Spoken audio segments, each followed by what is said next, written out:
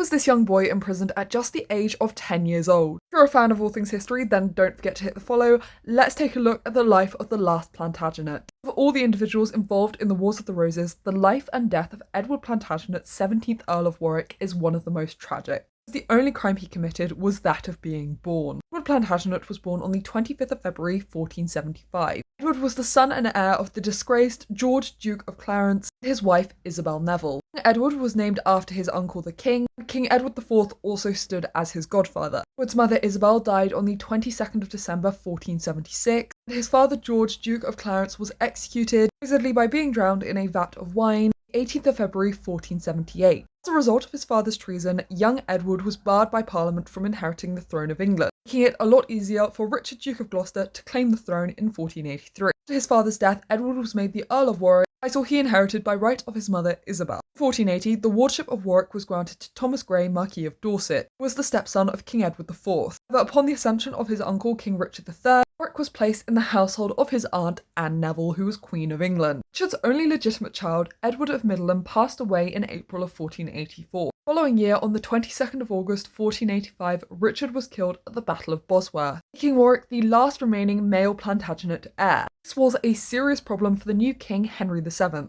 The claims of the Tudor dynasty to the throne of England were very tenuous. To protect his hold on the throne of England, Henry VII decided to place the 10-year-old Edward in the Tower of London. And this is where Warwick would remain for the rest of his life. The first pretender to challenge the rule of Henry VII appeared in 1486. The whole affair involved a young lad named Lambert Simnel, who was claiming to be Edward, Earl of Warwick. After 14 years in the Tower of London, Edward was involved in another plot against Henry VII, time with a pretender named by Henry VII as Perkin Warbeck. Warbeck spent many years claiming to be the youngest son of King Edward IV, Richard, Duke of York. The two were placed in cells near each other and were caught colluding to escape the Tower of London. On the 21st of November 1499, Warwick was put on trial, and a week later he was beheaded on Tower Hill. His remains were sent to Beesham Abbey to be buried. So at the time, a lot of people did believe that Warwick was actually executed to secure the marriage alliance with Prince Arthur and Catherine of Aragon. I would argue is definitely a factor. Historians do also believe that Edward had a mental disability. This is based on a line in Edward Hall's Chronicle. He said that out of all company of men, sight of beasts, so much that he could not discern a capon from a goose. On this evidence, there is nothing to suggest that Edward had a mental disability. However, considering that he was isolated in the Tower of London for years, it would not be surprising if his mental development was delayed. Upon his death, the House of Plantagenet in the male line became extinct. 40 years later, Edward's older sister, Margaret Pole, Countess of Salisbury, be executed by King Henry VIII. If you enjoyed this video, I will see you next time.